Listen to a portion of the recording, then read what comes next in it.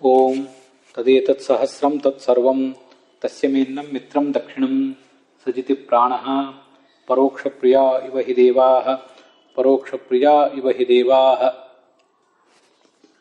ಓಂ ಸಹಸ್ರಾಕ್ಷಾಯ ನಮಃ.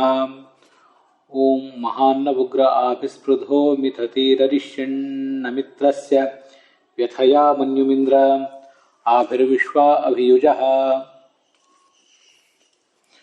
ಶ್ರೀ ಗುರುಭ್ಯೋ ನಮಃ. ಮಹಾಭಾರತದ ಅನುಶಾಸನ ಪರ್ವದ ವಿಷ್ಣು ಸಹಸ್ರನಾಮ ಸ್ತೋತ್ರದ 232ನೇ ನಾಮ ಸಹಸ್ರಾಕ್ಷ ಅನ್ನೋದು, ಮತ್ತು ಅದಕ್ಕೆ ಸಂಬಂಧಿಸಿದಂಥ ಬೃಹತಿ ಮಂತ್ರ, ಇವಿಷ್ಟನ್ನು ಕೂಡ ನಾವೀಗ ನೋಡಬೇಕಾಗಿದೆ. ಅದಕ್ಕಿಂತ ಮುಂಚೆ ಈ ಸಹಸ್ರಾಕ್ಷ ಅನ್ನೋ ಶಬ್ದಕ್ಕೆ ಸಂಬಂಧಿಸಿದಂತೆ ಏನೇನೋ ನಾಮಗಳಿವೆ ಏನೇನೋ ಅರ್ಥಗಳಿವೆ ಅಂತ ಅನ್ನೋದನ್ನು ನೋಡೋಣ.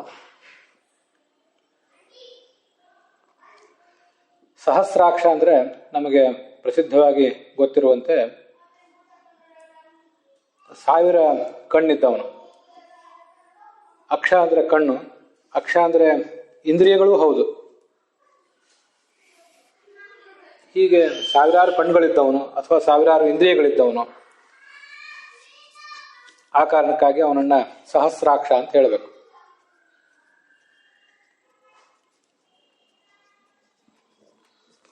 ಇನ್ನ ಸಹಸ್ರಂ ಅನಂತಂ ವಿಶ್ವಂ ಅಕ್ಷ್ಣೋತಿ ಅಂತ ಹೀಗೊಂದು ಅರ್ಥವನ್ನು ಕೂಡ ಹೇಳ್ತಾರೆ. ಅನಂತವಾದ ಈ ವಿಶ್ವ ಏನಿದೆ, ಆ ವಿಶ್ವವನ್ನು ಈತ ವ್ಯಾಪಿಸಿಕೊಂಡಿದ್ದಾನೆ. ಅಕ್ಷು ವ್ಯಾಪ್ತವು ಅಂತ ಕೂಡ ಧಾತು ಇರೋದ್ರಿಂದ ಅಕ್ಷ ಎಂಬ ಶಬ್ದವನ್ನು ಆ ಧಾತುವಿನಿಂದಲೂ ನಾವು ನಿಷ್ಪನ್ನಗೊಳಿಸಿ ಸಹಸ್ರ ಎಂಬ ಶಬ್ದಕ್ಕೆ ಅನಂತ, ಎಲ್ಲ ಕಡೆ ಇರುವಂಥದ್ದು ಸಂಪೂರ್ಣವಾದ ವಿಶ್ವ, ಆ ವಿಶ್ವವನ್ನು ಅಕ್ಷ್ಣೋತಿ ಅಂತ ಹೀಗೆ ಕೂಡ ಅದಕ್ಕೆ ಅರ್ಥ ಹೇಳ್ಬೋದು. ಆದ್ದರಿಂದ ಎಲ್ಲ ಕಡೆ ಕಣ್ಗಳಿದ್ದವನು, ಎಲ್ಲ ಕಡೆ ಇಂದ್ರಿಯಗಳಿದ್ದವನು, ಮತ್ತು ಎಲ್ಲ ಕಡೆ ವ್ಯಾಪಿಸಿಕೊಂಡಿದ್ದವನು, ಇದು ಕೂಡ ಒಂದು ಅರ್ಥ. ಮತ್ತು ಈ ಮಂತ್ರಕ್ಕೆ ನಾವೀಗ ನೋಡ್ತಾ ಇರುವಂತಹ ಬೃಹತಿ ಮಂತ್ರಕ್ಕೆ ಸಂಬಂಧಿಸಿದಂತೆ ಸಹಸ್ರಾಕ್ಷ ಅಂದರೆ ಕ್ಷಣು ಹಿಂಸಾಯಂ ಅನ್ನೋ ಧಾತುವನ್ನು ಇಟ್ಕೊಂಡು 1000 ಜನ ಶತ್ರುಗಳನ್ನ, ಅನೇಕ ಶತ್ರುಗಳನ್ನ ನಾಶ ಮಾಡುವವನು. ಆ ಕಾರಣಕ್ಕಾಗಿ ಕೂಡ ಆತನನ್ನ ಸಹಸ್ರಾಕ್ಷ ಅಂತ ಹೇಳಬಹುದು. ಸಹಸ್ರಾಕ್ಷ ಅನ್ನೋ ಶಬ್ದಕ್ಕೆ ಮತ್ತು ಕೆಲವರು ಬೇರೆ ಬೇರೆ ವ್ಯಾಖ್ಯಾನಕಾರರು ಹೇಳ್ತಾರೆ, ಏನೇನು ಅರ್ಥಗಳನ್ನ ಹೇಳ್ತಾರೆ. ಸಹಸ್ ಅಂದ್ರೆ ನಮ್ಮನ್ನ ಸೋಲಿಸಲಿಕ್ಕೆ ಬರುವಂತಹ ಶತ್ರುಗಳು, ವ್ಯಾಘ್ರಾದಿ ಶತ್ರುಗಳು ಅಂತ ಬರೀತಾರೆ. ವ್ಯಾಘ್ರಾದಿ ಶತ್ರುಗಳಿರ್ಬಹುದು ಅಥವಾ ಮತ್ತೆ ಯಾವುದೇ ಶತ್ರುಗಳಿರಬಹುದು. ಆ ಶತ್ರುಗಳನ್ನ ದೂರ ಇಟ್ಟು ಆ ಶತ್ರುಗಳಿಂದ ತನ್ನ ಭಕ್ತರನ್ನ ರಕ್ಷಿಸ್ತಾನೆ. ಹೀಗೆ ಸಹಸ್ ಅಂದ್ರೆ ಶತ್ರುಗಳು, ಅವರಿಂದ ಅಂದ್ರೆ ರಕ್ಷಿಸುವವನು ಅಂತ ಹೀಗೆ ಒಂದು ಅರ್ಥ ಹೇಳ್ತಾರೆ.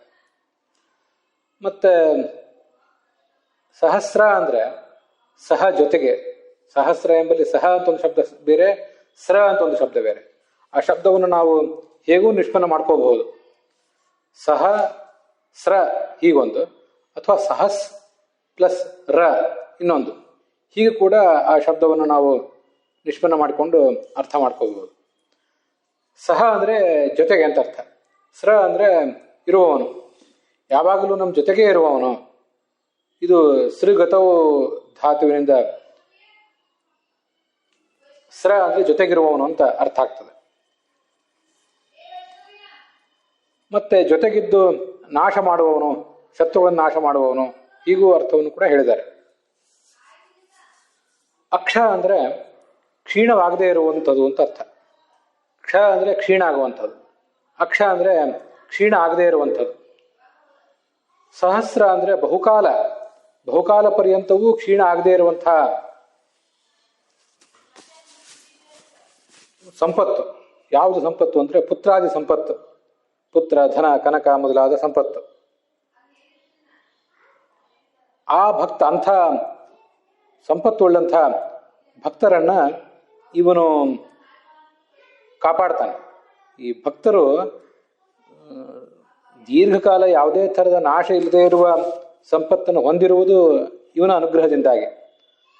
ಸಹಸ್ರಂ ಅಕ್ಷಾಹ ಯೇಷಾಂತೆ ಏನ ಸಹಸ್ರಾಕ್ಷ. ಯಾರ ಅನುಗ್ರಹದಿಂದ ಎಂದೆಂದಿಗೂ ನಾಶ ಆಗದ ಸಂಪತ್ತು ನಮಗೆ ಬಂದು ಒದಗಿದೆಯೋ ಆತ ಸಹಸ್ರಾಕ್ಷ ಅಂತ ಅದರ ತಾತ್ಪರ್ಯ ಆಗ್ತದೆ. ಅಥವಾ ಇದನ್ನು ಸಹಸ್ರೈಹಿ ಅಂತ ತೃತೀಯ ತತ್ಪುರುಷ ಸಮಾಸ ಕೂಡ ಮಾಡಬಹುದು. ಸಹಸ್ರೈಹಿ ಬಹುವಿಧೈಹಿ ರಕ್ಷಾ ಸಾಧನೈಹಿ, ನಾನಾ ಥರದ ರಕ್ಷಾ ಸಾಧನವಾದ ಆಯುಧಗಳನ್ನು ತೆಗೆದುಕೊಂಡು ಆ ಭಕ್ತರನ್ನ ಚೆನ್ನಾಗಿ ನಾಶ ಮಾಡ್ತಾನೆ, ಭಕ್ತರನ್ನ ಕಾಪಾಡ್ತಾನೆ. ಶತ್ರುಗಳನ್ನು ನಾಶ ಮಾಡ್ತಾನೆ, ಭಕ್ತರನ್ನ ಕಾಪಾಡ್ತಾನೆ. ಹೀಗೆ ಸಹಸ್ರಾಕ್ಷ ಅನ್ನೋ ಶಬ್ದಕ್ಕೆ ಕೆಲವರು ಅರ್ಥ ಹೇಳಿದ್ದಾರೆ. ಇಲ್ಲಿ ಈಗ ನಾವು ಈ ಮೂಲ ಋಗ್ವೇದದ 6ನೇ ಮಂಡಲದ 25ನೇ ಸೂಕ್ತದಲ್ಲಿ ಏನು ಈ ಮಂತ್ರ ಪ್ರಾರಂಭ ಕಂಡಿದೆ, ಈ ಹಿಂದಿಂದು ಯಾತ ಊತಿರವಮಮ ಯಾ ಮಧ್ಯಮ ಯಾ ಪರಮ ಅಂತ ಹೀಗೇನು ಮಂತ್ರ ಪ್ರಾರಂಭ ಕಂಡಿದೆಯಲ್ಲ, ಅದು ಆ ಸೂಕ್ತದಲ್ಲಿ 25ನೇ ಸೂಕ್ತದಲ್ಲಿ ಮೊದಲ ಮಂತ್ರ. ಅಲ್ಲಿ ತಾಭಿರೂಷು ವೃತ್ರಹತ್ಯೇರ್ವೀಹಿ ನ ಏಭಿಶ್ಚ ವಾಜೈಹಿ ಮಹಾನ್ನ ಉಗ್ರ ಅಂತ 1ನೇ ಮಂತ್ರ ಕೊನೆಗೊಂಡಿತ್ತು. ಆ 1ನೇ ಮಂತ್ರ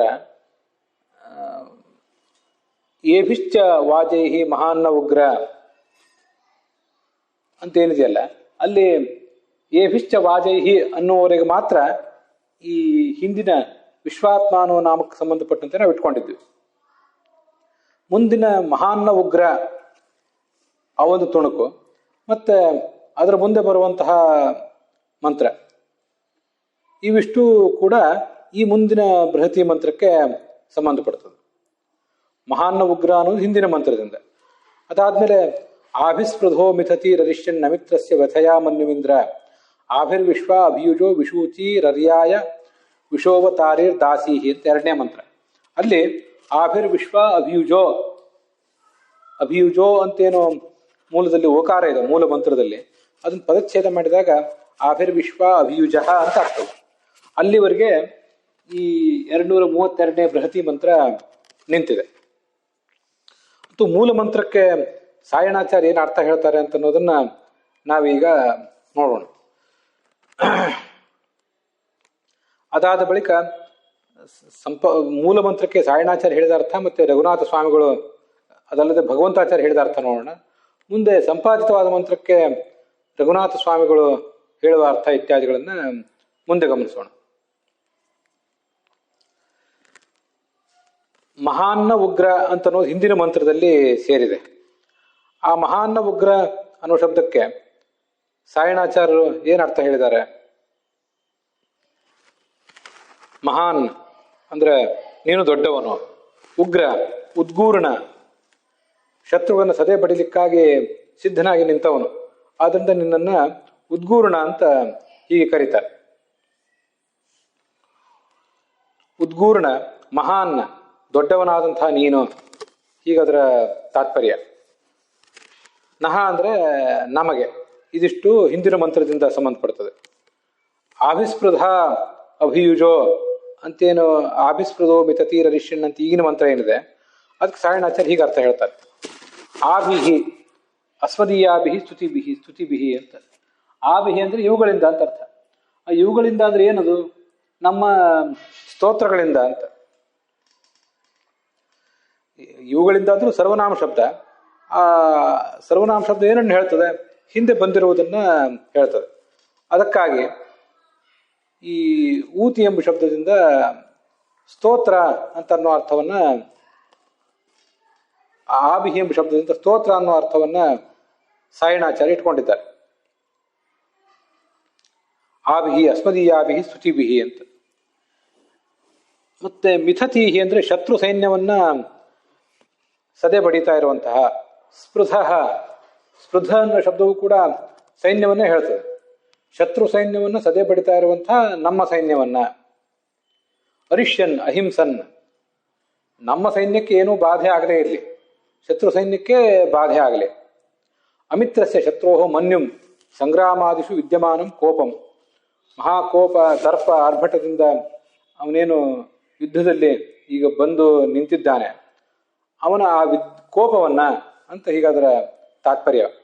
ಕೋಪವನ್ನು ನಾಶ ಮಾಡು, ನಮ್ಮ ಸೈನ್ಯಕ್ಕೆ ಏನೂ ಮಾಡಬೇಡ, ಶತ್ರುಗಳ ಕೋಪವನ್ನ, ಅವರ ಆರ್ಭಟವನ್ನ ನೀನು ಕೊನೆಗೊಳಿಸು ಅಂತ ಅದರ ತಾತ್ಪರ್ಯ. ಅದನ್ನು ನಾಶ ಮಾಡು. ಅದಲ್ಲದೆ ಆಭಿಹಿ, ಈ ಸ್ತೋತ್ರಗಳಿಂದಲೇ, ನಮ್ಮ ಏನು ಸ್ತೋತ್ರಗಳಿವೆ ಆ ಸ್ತೋತ್ರಗಳಿಂದಲೇ ನೀನು ಮಾಡಬೇಕಾದಂತಹ ಮತ್ತೊಂದು ಕೆಲಸ ಇದೆ. ಅಭಿಯುಜ ಅಭಿಯೋಕ್ತ್ರೀಹಿ ವಿಶೂಚೀಹಿ ಅಂತ ಅದೆಲ್ಲ ಮುಂದಿನ ಮಂತ್ರಕ್ಕೆ ಸಂಬಂಧಿಸಿದ್ದಾಗಿದೆ. ವಿಶೂಚೀಹಿ ಅನ್ನೋದು ಈಗಿನ ಮಂತ್ರಕ್ಕೆ ಸಂಬಂಧಪಟ್ಟ.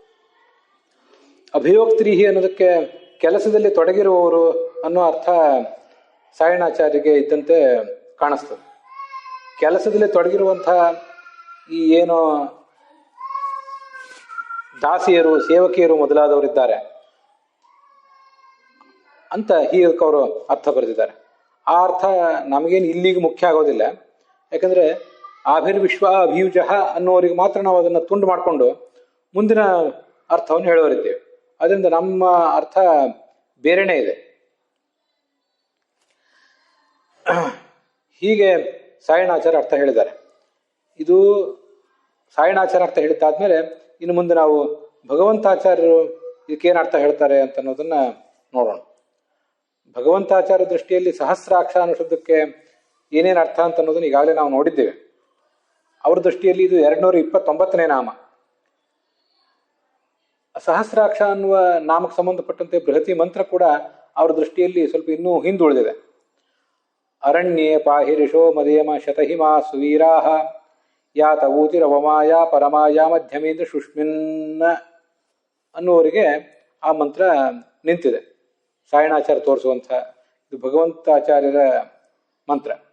ಮತ್ತು ಅವ್ರ ದೃಷ್ಟಿಯಲ್ಲಿ ಸಹಸ್ರಾಕ್ಷ ಅಂದರೆ ಸಹಸ್ಗಳು, ನಾನೀಗಾಗಲೇ ಅದನ್ನು ಹೇಳಿದ್ದೇನೆ, ನಮ್ಮ ಮೇಲೆ ದಂಡೆತ್ತಿ ಬರುವಂಥ, ನಮ್ಮನ್ನು ಸೋಲಿಸ್ಲಿಕ್ಕೆ ಬರುವಂಥ ದುಷ್ಟರೇನಿದ್ದಾರೆ ಅವರಿಂದ ಭಕ್ತರನ್ನು ರಕ್ಷಿಸ್ತಾನೆ.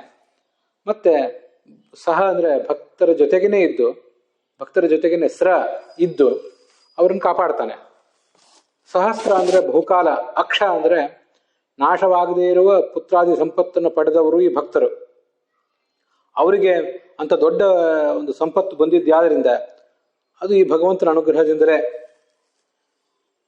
ಮತ್ತೆ ಸಹಸ್ರಾಕ್ಷ ಅಂದರೆ, ಈ ಸಹಸ್ರ ಅಂದರೆ ಬಹುವಿಧವಾದಂತಹ ಆಯುಧಗಳು ಮೊದಲಾದದ್ದು, ರಕ್ಷಾ ಸಾಧನ ಅಂತ ಅರ್ಥ ಬರೆದಿದ್ದಾರೆ.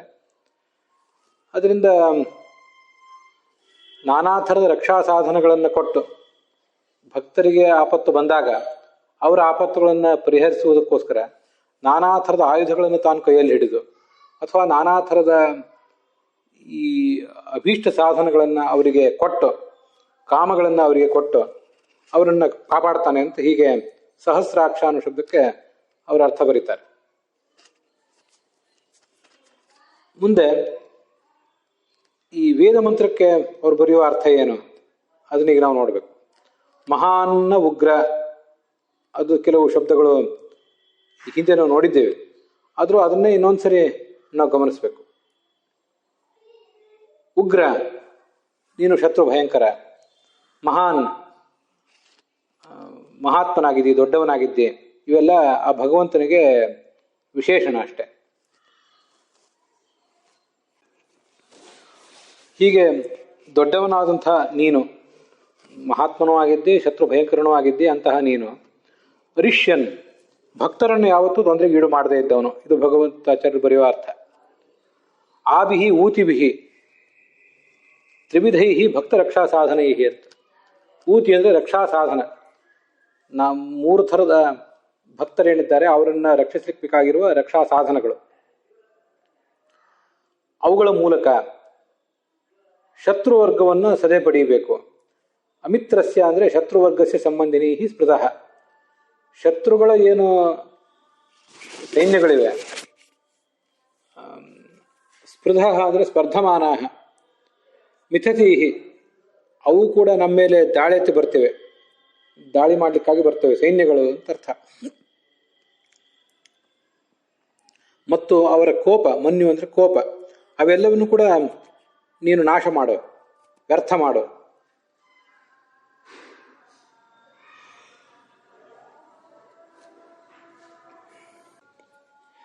ಇದು ಭಗವಂತಾಚಾರ್ಯರು ಆ ಮಂತ್ರಕ್ಕೆ ನಮಗೆ ಕೊಡುವಂತಹ ಅರ್ಥ. ಇನ್ನು ಮುಂದೆ ಸಾಯಣಾಚಾರ್ಯರು ಮತ್ತು ಭಗವಂತಾಚಾರ್ಯ ಹೇಳಿದ ಅರ್ಥಗಳನ್ನೆಲ್ಲ ನೋಡಿದ್ದಾದ್ಮೇಲೆ ಈ ಸಂಪಾದಿತವಾದ ಬೃಹತಿ ಮಂತ್ರಕ್ಕೆ ರಘುನಾಥ ಸ್ವಾಮಿಗಳು ಏನು ಅರ್ಥ ಹೇಳ್ತಾರೆ ಅಂತ ಅನ್ನೋದು ನೋಡೋಣ. ನಾವು ಈಗ 232 ಅಂತ ಏನೋ ಒಂದು ಕ್ರಮ ನೋಡ್ತಾ ಇದ್ದೀವಿ. ಈ ಕ್ರಮ ಇದು ರಘುನಾಥ ಸ್ವಾಮಿಗಳದೇ. ಅದನ್ನ ನಾವೀಗ ನೋಡ್ಬೇಕಾಗಿದೆ. ಉಗ್ರ, ಹೇ ಉಗ್ರ ಮಹಾನ್. ಉಗ್ರ ಅಂತ ಭಯಂಕರ ಅಂತ ಅರ್ಥ. ಅವ್ರ ಅರ್ಥ ಏನು ಬರೋದಿಲ್ಲ, ನಾವಾಗೆ ಅದನ್ನ ತಿಳಿದುಕೊಳ್ಬೇಕಷ್ಟೆ. ತ್ವಂ ನೀನು, ಮಹಾತ್ಮನೂ ಹೌದು. ವಿಶ್ವಾಹ ಸಮಸ್ತಾಹ, ವಿಶ್ವ ಅಂದರೆ ಎಲ್ಲ. ಅಭಿಯುಜ ಅಂದರೆ ಸಂಯುಕ್ತ, ಜೊತೆಗೂಡಿ ಬಂದಂತಹ ಅಂತ ಅರ್ಥ. ಮಿಥತೀಹಿ, ಹಿಂಸತೀಹಿ, ನಮ್ಮ ಮೇಲೆ ದಾಳಿ ಮಾಡಲಿಕ್ಕಾಗಿ ಬರ್ತಿರುವಂತಹ ಶತ್ರು ಸೈನ್ಯಾನಿ. ವ್ಯಥಯಾ ಅಂತ ದೀರ್ಘ ಇರ್ತದೆ, ಅದು ಸಂಹಿತಾದಲ್ಲಿ ದೀರ್ಘ ಇದೆ. ಮೂಲತಃ ಅದು ವ್ಯಾಕರಣ ದೃಷ್ಟಿಯಿಂದ ಅದು ಹ್ರಸ್ವ ಆಗಬೇಕು, ನಮಗದು ಗೊತ್ತಿದೆ. ಯಾಕೆಂದರೆ ವ್ಯಥಯ ಅಂದರೆ ನಾಶ ಮಾಡು, ಹಾಳು ಮಾಡು ಅಂತ ಅದರ ಅರ್ಥ. ಆದರೆ ವ್ಯಥಯಾ ಅಂತ ದೀರ್ಘವಾಗಿ ಹೇಳುವುದು ಯಾಕೆ ಅಂದರೆ ಸಂಪೂರ್ಣವಾಗಿ ಚೆನ್ನಾಗಿ ನಾಶ ಮಾಡು, ಚೆನ್ನಾಗಿ ಸದೆಬಡಿ ಅಂತ ಹೀಗೆ ತಿಳಿಸೋದಕ್ಕೋಸ್ಕರ ವ್ಯಥಯಾ ಅಂತ ಹೇಳ್ತಿರ್ತಾರೆ. ಶಬ್ದ ದೃಷ್ಟಿಯಿಂದ ಹ್ರಸ್ವವೇ. ಶಬ್ದ ದೃಷ್ಟಿಯಿಂದ ಹ್ರಸ್ವವಾದದನ್ನು ದೀರ್ಘವಾಗಿ ಹೇಳುವುದರ ಉದ್ದೇಶ ಸ್ವಲ್ಪ ಅಧಿಕತೆಯನ್ನು ತೋರಿಸುವುದು, ಅದರ ತಾತ್ಪರ್ಯ ಅಂತ ಗೊತ್ತಾಗ್ತದೆ. ಮತ್ತೆ ಸ್ಪೃಧ ಅಸ್ಮತ್ಸೇನಾಹ ಅರಿಷ್ಯನ್, ನಮ್ಮ ಸೈನ್ಯಗಳಿಗೆ ಯಾವತ್ತೂ ಕೂಡ ನಿನ್ನ ಬಾಧೆ ತಟ್ಟದಿರಲಿ. ಆವಿಹಿ ಸ್ತುತಿಭಿಹಿ ಪಾಲಯನ್, ಸ್ತುತಿಗಳ ಮೂಲಕ ನಮ್ಮನ್ನು ನೀನು ಕಾಪಾಡಬೇಕು.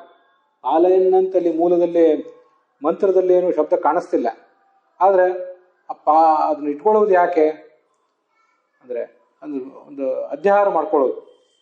ಈ ಸ್ತೋತ್ರಗಳನ್ನು ನೀನು ಕೇಳಿ ನಮ್ಮನ್ನು ಪಾಲಿಸಬೇಕು ಅಂತ ಅದರ ತಾತ್ಪರ್ಯ ಆಗ್ತದೆ.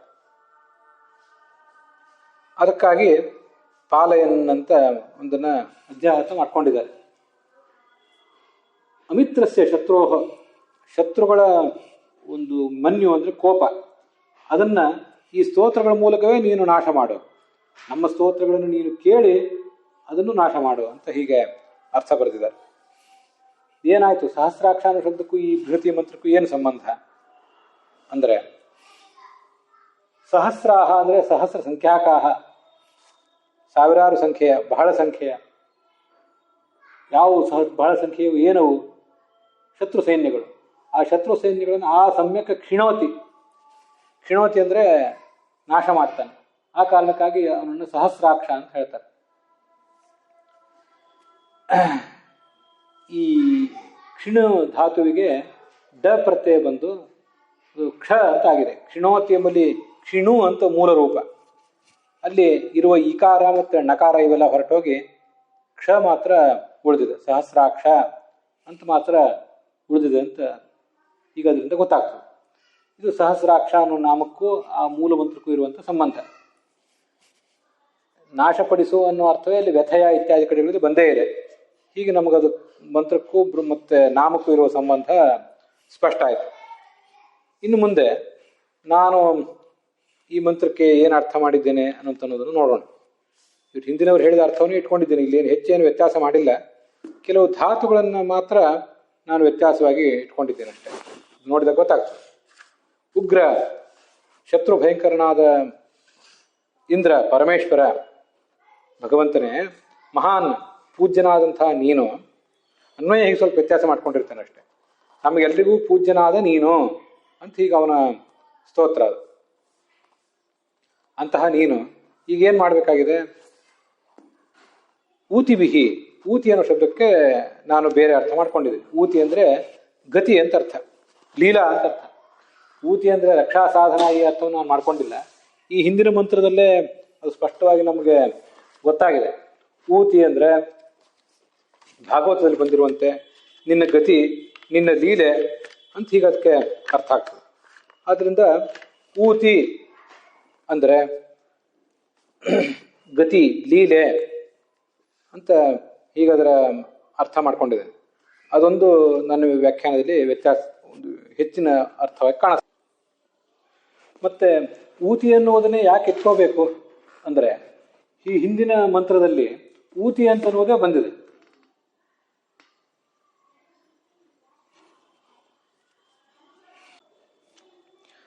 ಯಾತ ಊತಿ ರವಮ ಯಾ ಪರಮ ಯಾ ಮಧ್ಯಮ ಇಂದು ಶುಷ್ಮಿನ್ನಸ್ತಿ ಅನ್ನೋ ಮಂತ್ರದಲ್ಲಿ ಆ ಊತಿ ಅಂದರೆ ಮಹಿಮಾ ಅಂತಲೇ ಅರ್ಥ ಬಂದಿದೆ. ಮಹಿಮಾ ಮತ್ತು ಲೀಲೆ ಅನ್ನೋ ಅರ್ಥ ಭಾಗವತದಿಂದ ತಗೊಂಡಿದ್ದೀನಿ. ಅಲ್ಲಿ ಶಬ್ದ ಊತಿ ಅಂತಿದೆ. ಊತಿ ಅಂತಿರೋದ್ರಿಂದ ಅದನ್ನೇ ಇಲ್ಲಿ ಆಭಿಹಿ, ಆಭಿಹಿ ಅಂದರೆ ಸರ್ವನಾಮ ಶಬ್ದ. ಅದು ಸರ್ವನಾಮ ಶಬ್ದ ಆದ್ದರಿಂದ ಹಿಂದೆ ಬಂದಿರುವ ಊತಿಯನ್ನು ಇದು ತಗೊಳ್ಬೇಕು. ಅದಕ್ಕೆ ಆ ಊತಿ ಅನ್ನೋ ಶಬ್ದಕ್ಕೆ ನಾನು ಲೀಲೆ ಮಹಿಮೆ ಅಂತ ಅರ್ಥ ಮಾಡ್ಕೊಂಡಿರೋದ್ರಿಂದ ಅದನ್ನೇ ಇಲ್ಲಿ ಹೇಳಿದ್ದೇನೆ ಅಷ್ಟೆ. ಅಂಥ ನಿನ್ನ ಲೀಲೆಗಳಿಂದ ನಿನ್ನ ಮಹಿಮೆಗಳಿಂದ ಅಂತ ಅದಕ್ಕೆ ಅರ್ಥ ಆಗ್ತದೆ. ಸ್ಪೃಧ ಅಂದರೆ ಶತ್ರು ಸೇನಾಹ. ಸ್ಪೃಧ ಅನ್ನೋ ಶಬ್ದಕ್ಕೆ ಪ್ರತಿದ್ವಂದ್ವಿಗಳು, ಎದುರಾಳಿಗಳು ಅನ್ನೋ ಅರ್ಥ ಕೋಶದಲ್ಲಿದೆ. ಸ್ಪರ್ಧಿಸುವವರು, ನಮ್ಮ ಜೊತೆಗೆ ಯಾರು ಸ್ಪರ್ಧಿಸ್ತಾ ಇದ್ದಾರೋ ಅವರೇ ಸ್ಪೃದ್ಗಳು. ಅಂಥ ಶತ್ರು ಸೈನ್ಯಗಳನ್ನು ಮಿಥತೀಹಿ, ಹಿಂಸಿಸ್ತಾ ಇರುವಂಥ ಶತ್ರು ಸೈನ್ಯಗಳು ನಮ್ಮ ಮೇಲೆ ದಂಡೆತ್ತಿ ಬರ್ತಿದ್ದಾರೆ, ನಾವು ಅವರನ್ನು ಮಣಿಸ್ಲಿಕ್ಕಾಗಿ ಪ್ರಯತ್ನ ಪಡ್ತಿದ್ದೇವೆ. ಅಂತಹ ನಮ್ಮನ್ನು, ನಹ ಅಂದರೆ ಅಸ್ಮಾನ್, ನಮ್ಮನ್ನು ಸೈನ್ಯ ರೂಪದಲ್ಲಿ ನಾವು ಕೂಡ ನಿಂತಿದ್ದೀವಿ. ಅಂತಹ ನಮ್ಮನ್ನು ನೀನು ಅರಿಷ್ಯನ್, ಬಾಧೆಗೀಡು ಮಾಡದೆ, ನಮಗೆ ಯಾವುದೇ ರೀತಿಯಾದ ತೊಂದರೆ ಆಗದೇ ಇರಲಿ, ನಮ್ಮ ಮನೋರಥ ಈಡೇರಲಿ, ಆದರೆ ಶತ್ರುಗಳು ನಾಶ ಆಗಬೇಕು, ಅದು ನಮ್ಮ ಉದ್ದೇಶ. ನಾನೀಗ ನಿಮ್ಮನ್ನು ಕೇಳ್ಕೊಳ್ತಾ ಇರೋದು ಅಂತ ಅದರ ಅಭಿಪ್ರಾಯ. ಅಮಿತ್ರಸ್ಯ ಶತ್ರೋಹ, ನಮ್ಮ ಶತ್ರು ಏನಿದ್ದಾನೆ ಅವನು ಮನ್ಯು. ಮನ್ಯು ಅಂದರೆ ಸಿಟ್ಟು ಅಂತ ಅರ್ಥ ಬರೆದಿದ್ದಾರೆ. ಸಿಟ್ಟು ಅಂತ ಮಾತ್ರ ಅಲ್ಲ, ಒಟ್ಟಾರೆ ಯುದ್ಧದ ಪ್ರಯತ್ನ, ಯುದ್ಧ ಮಾಡಲಿಕ್ಕಾಗಿ ಅವನೇನು ಪ್ರಯತ್ನ ಮಾಡ್ತಿದ್ದಾನೆ ಅದನ್ನೇ ನಾವು ಇಲ್ಲಿ ಮನ್ಯು ಅಂತ ಹೇಳೋದು. ಅವನ ಒಂದು ದರ್ಪ, ಅದನ್ನ ನೀನೀಗ ವ್ಯಥಯ ಅಂದರೆ ನಾಶ ಮಾಡು. ಅದಲ್ಲದೆ ಆಬಿಹಿ ಊತಿಬಿಹಿ, ಇದೇ ನಿನ್ನ ಲೀಲೆಗಳಿಂದ ಮಹಿಮೆಯಿಂದ. ವಿಶ್ವಾಹ ಅಂದರೆ ಎಲ್ಲ ಅಂತರ್ಥ. ವಿಶ್ವಾಹ ಎಲ್ಲ, ಬಹಳ, ಎಲ್ಲ, ಬಹಳ, ಅನಂತ, ಹೀಗೆಲ್ಲ. ಅಂತರಾಹ ಬಾಹ್ಯಾಶ್ಚ, ಒಳಗಿನ ಹೊರಗಿನ ಶತ್ರುಗಳೇನಿದ್ದಾರೆ. ಅಭಿಯುಕ್ ಅಂದರೆ ಶತ್ರುಗಳು. ಅಭಿಯುಕ್ ಅಂದರೆ ಶತ್ರುಗಳ ಸೈನ್ಯ, ಎದುರಾಳಿಗಳು ಅಂತ ಹೀಗೆ ಕೋಶದಲ್ಲೇ ಅರ್ಥ ಇದೆ. ಅಭಿಯುಕ್ ಅನ್ನೋ ಶಬ್ದಕ್ಕೆ ಸಂದರ್ಭಾನುಸಾರವಾಗಿ ಬೇರೆ ಬೇರೆ ಅರ್ಥಗಳಾಗಬಹುದು, ಬೇರೆ ಬೇರೆ ಅರ್ಥಗಳನ್ನ ಇಟ್ಕೊಂಡಿದ್ದಾರೆ ಎಲ್ಲರೂ ಕೂಡ. ನಾನಿಲ್ಲಿ ಅಭಿಯುಕ್ ಅಂದರೆ ಎದುರಾಳಿ, ಅಲ್ಲಿ ರೆಡಿ ಟು ಎನ್ಕೌಂಟರ್, ಶತ್ರುಗಳನ್ನು ಎದುರಿಸಲಿಕ್ಕೆ ಸಿದ್ಧರಾಗಿರುವವರು, ಶತ್ರು ಅಂತಲೇ ಹೀಗೆಲ್ಲ ಅರ್ಥ ಇದೆ ಅಭಿಯುಕ್ ಅನ್ನೋ ಶಬ್ದಕ್ಕೆ. ಅದನ್ನೇ ನಾನು ಇಲ್ಲಿ ಬಳಸ್ಕೊಂಡಿದ್ದೇನೆ ಅಷ್ಟೇ. ಅಂಥ ಎಲ್ಲ ಶತ್ರುಗಳನ್ನೂ ಕೂಡ ದ್ವಿತೀಯ ವಿಭಕ್ತಿ ಬಹುವಚನ ಅದು. ವ್ಯಥಯ, ನಾಶ ಮಾಡು, ಒಳಗಿನ ಹೊರಗಿನ ಎಲ್ಲ ಶತ್ರುಗಳನ್ನು ಕೂಡ ನಾಶ ಮಾಡುವಂತ ಅದರ ಒಟ್ಟು ತಾತ್ಪರ್ಯ ಆಗ್ತದೆ. ಅಲ್ಲಿ ಮಿಥತೀಹಿ ನಹ ಅಂತಿದೆ. ನಾವೀಗ ಅನ್ವಯ ಮಾಡ್ಕೊಂಡಿರುವ ಕ್ರಮ ಗಮನಿಸಬೇಕು. ಮಿಥತೀಹಿ ಅನ್ನುವುದು ಸ್ತ್ರೀಲಿಂಗ. ಹಿಂಸೆ ಮಾಡುತ್ತಿರುವ ಶತ್ರುಗಳನ್ನ ಮಣಿಸಲಿಕ್ಕೆ ತಯಾರಾಗಿರುವ ನಹ, ನಮ್ಮನ್ನು ಅಂತಿದೆ. ಅಲ್ಲಿ ಮಿಥತೀಹಿ ನಹ ಅನ್ನೋದು ಸರ್ವನಾಮ ಶಬ್ದ.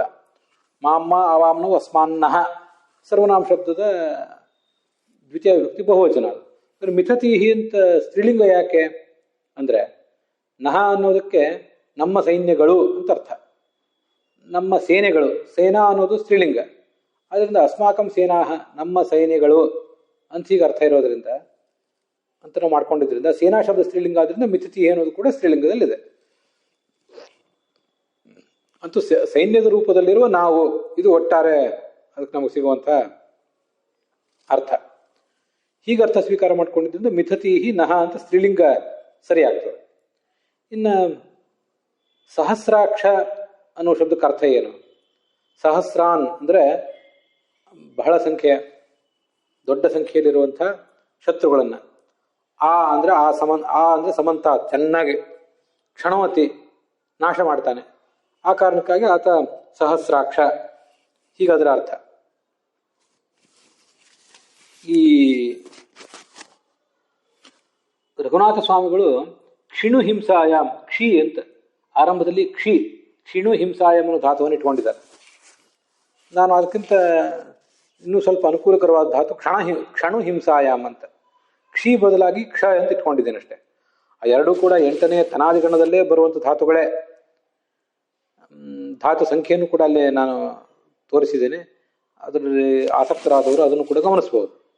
ಕ್ಷಣೋತಿ ಅಥವಾ ಕ್ಷಣೋತೆ ಅಂತ ಆಗ್ತದೆ. ಅದು ರಘುನಾಥ ಸ್ವಾಮಿಗಳು ತೋರಿಸಿದ ಧಾತು ಆದರೆ ಕ್ಷಿಣೋತಿ ಅಥವಾ ಕ್ಷಿಣೋತಿ ಅಥವಾ ಕ್ಷಿಣುತೆ ಅಂತ ಆಗ್ತದೆ. ಅಂತ ಎರಡಕ್ಕೂ ಹಿಂಸೆ ಮಾಡೋದು ಅಂತ ಹೀಗೆ ಅರ್ಥ. ಅದರಿಂದ ಆ ಕ್ಷ ಅಂದರೆ ನಾಶ ಮಾಡುವವನು, ಚೆನ್ನಾಗಿ ನಾಶ ಮಾಡುವವನು. ಸಹಸ್ರ ಶಬ್ದ ಬಹುವಾಚಿ.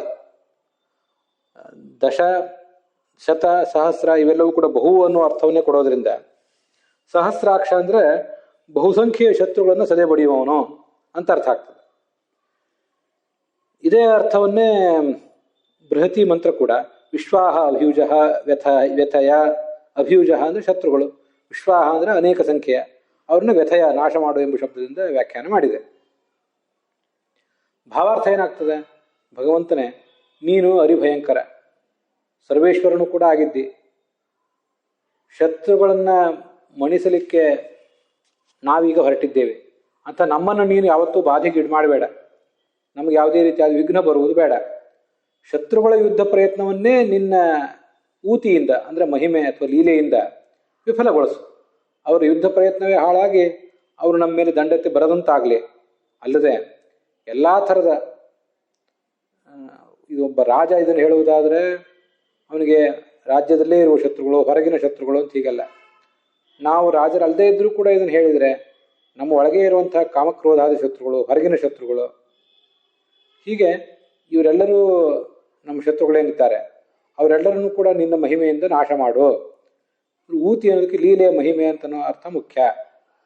ಇವರೆಲ್ಲರನ್ನೂ ನಾಶ ಮಾಡುವಂತ ಅದರ ತಾತ್ಪರ್ಯ ಆಗ್ತದೆ. ಇಲ್ಲಿಗೆ ಅದರ ಅನ್ವಯಾರ್ಥ ಮತ್ತು ಭಾವಾರ್ಥ ಮುಕ್ತಾಯ ಕಂಡಿದೆ. ಅದರ ಮುಂದಿನ ಭಾಗವನ್ನು ನಾಳೆ ದಿವಸ ನೋಡೋಣ.